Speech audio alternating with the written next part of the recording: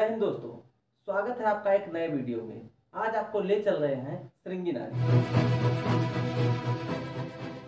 South on National Highway 727G। दोस्तों, श्रृंगी नारी बस्ती जिले के परशुरामपुर ब्लॉक में स्थित है। यह स्थान बस्ती और गोंडा के बॉर्डर पर स्थित है। तो आप अयोध्या के महाराजा दशरथ के बारे में तो जानते ही होंगे, लेकिन आज मैं वो बात आपको बताऊंगा जो अभी तक आपको नहीं मालूम है। क्या आपको मालूम है कि भगवान श्री रामचंद्र की एक बहन भी थी? जय हिंद। आप देख रहे हैं जीके ड्राइवर और आज मैं बात करूंगा श्रृंगी नारी के बारे में।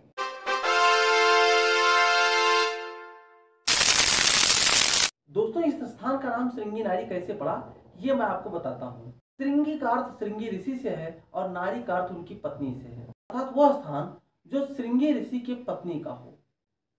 कहा जाता है कि यहाँ पर श्रृंगी ऋषि की पत्नी यानी कि माता शांता ने बैठकर तपस्या किया था, इसीलिए इस स्थान का नाम श्रृंगी नारी हो गया।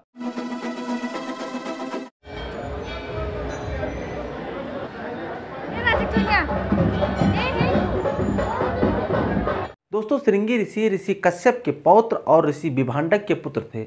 ऐसा कहा जाता है कि एक बार ऋषि विभांडक तपस्या में बहुत लीन हो गए तो देवताओं को चिंता होने लगी और इसीलिए देवताओं ने अप्सरा उर्वशी को विभांडक का तप भंग करने के लिए भेजा।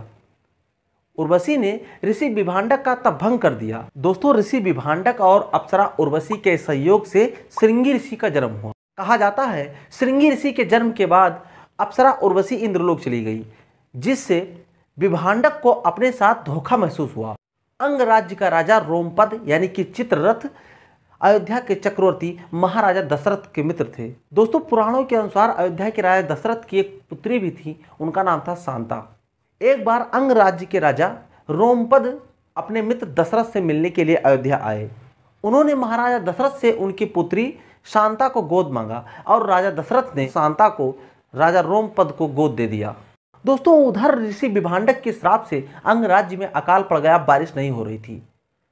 तो राजा रोमपद बहुत चिंतित हो रहे थे और उन्होंने ऋषि मुनियों से सलाह मांगी कि आखिर क्या किया जाए जिससे हमारे राज्य में बारिश पुनः शुरू हो जाए। ऋषियों ने राजा को बताया कि आपके राज्य में बारिश न होने के कारण ऋषि विभांडक का क्रोध है और इसका उपाय है कि यदि श्रृंगी ऋषि किसी प्रकार से शादी के लिए तैयार हो जाए तो हो सकता है कि उनका क्रोध शांत हो जाए। फिर राजा रोमपद श्रृंगी ऋषि के पास गए और बड़े ही निवेदन पूर्वक सारी बात बताई, जिससे श्रृंगी ऋषि शादी के लिए तैयार हो गए और उन्होंने शांता से शादी कर लिया।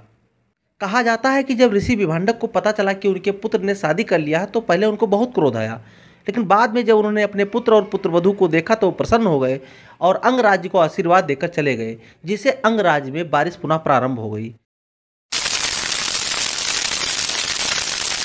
दोस्तों, ये वही श्रृंगी ऋषि हैं जिन्होंने राजा दशरथ का पुत्रेष्ठी यज्ञ कराया था और कहा जाता है कि लगभग 45 दिन तक पुत्रेष्ठी यज्ञ चला और 45 दिनों तक माता शांता ने श्रृंगी नारी में देवी की आराधना करी, जिससे महाराजा दशरथ को 4 पुत्र प्राप्त हुए और तब से यह स्थान श्रृंगी नारी के नाम से प्रसिद्ध हो गया।